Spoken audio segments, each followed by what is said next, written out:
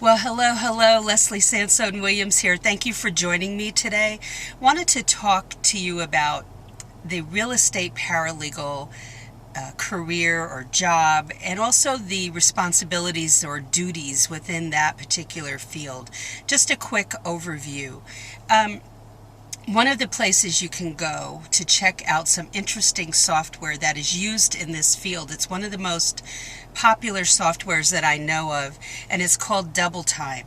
So go to Google and put in Double Time software training, and it should take you to a website called thefund.com, THEFUND.com. And you can kind of just go through some modules and see what's involved in this particular software and how it's structured and what information is there. So it's kind of cool.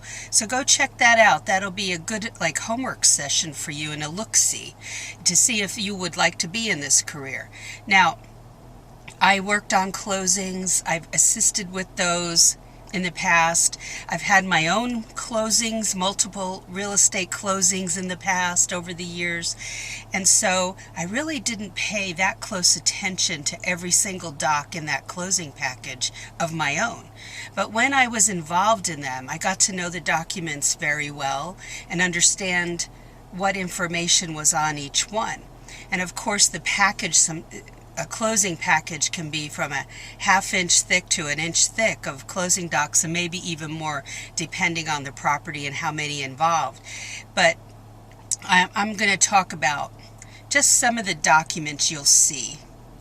Now, there are documents, of course, in the package called the mortgage, which will be several pages. The note might be 2-3 pages. Truth in lending, the TIL, truth in lending. The truth in lending will line out some facts about that loan so that the buyer or the seller understand what exactly is going on with the monies. Okay? There'll be at the top of the package is usually the first document that the attorney or paralegal will go over with the client to make sure that the client agrees with all the numbers, and that's called the HUD settlement statement. And that's something that everybody who's in a closing, it's your particular property closing, you should be very aware of the numbers on that. It'll show, accumulated interest and over the life of the loan, or the fees being charged and whatnot. Lots of numbers on there. The abstract search can go on before any of this closing takes place to see if there are problems within the property itself in the past, recent past, or way back. And the abstract is something that is usually kept at the courthouse, but it's a series of documents that started when the land was there, first sold, and then it's the history of the land, and sometimes it can be a incredibly thick document that an attorney will want to look through to make sure there are no secret problems from the past, like a lien on a property or something like that. So, or judgments against a property. So, besides those documents, I guess really the most important one is when the seller or the buyer sits down and looks, it's actually the buyer sits down and looks at the note, the amount of money that they will be paying over the life of the loan. It might be for a house 15-year note, or it might be 30, but they have to make sure that they're shown the interest rate and the total amount. So those things are usually pointed out by the paralegal or the attorney. It depends on the law firm. I've had a paralegal handle one of my closings from start to finish because the attorney so trusted her to do a great job. And that's an optimum situation, right? So you're usually handling, it could be land closings, it could be condo, home, anything like that, a real property. And it's an interesting field, but again, if the economy takes a downturn, that industry will suffer. When the economy takes a downturn, the bankruptcy field soars. So it ebbs and flows that way. financially.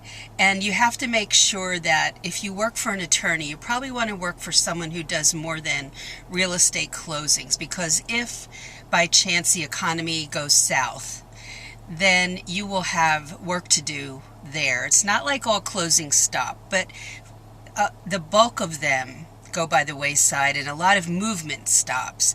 But it's a wonderful field to be in. It's not like you'll be working incredibly difficult hours, because I can tell you that litigation is a lot different when you're going to trial and you're preparing for the trial and you're getting ready to go in the courtroom. It's quite different, because I knew paralegals who worked till midnight in that, depending on the attorney and how organized everybody was too.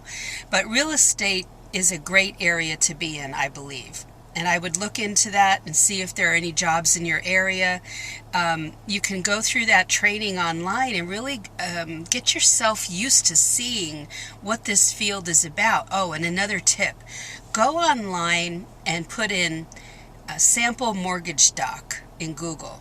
Also, if you go to your local court site, in my court site, in my county, I'm able to pull up mortgage docs, and I had to do that to attach to the back of motions. But you can look at those right online and get an idea what mortgage docs look like if you haven't seen one, and maybe some other docs pertaining to real estate in there. So that's one way. But you can also go to Google and put in sample mortgage docs, sample note for real property, sample HUD settlement statement. That's H like in husband, U, and then D like in David, settlement statement. So take a moment to do your homework on that and see what you come up with, and see if this is something that would be a career that you're passionate about. Well, that's it for today. Don't forget to take a look at my website at lesliesansonwilliams.com. Lots of new podcasts there. And also go to Paralegal Coffee Talk on Facebook. I think you'll enjoy the group. So have a great day, and I'll talk to you in the next video.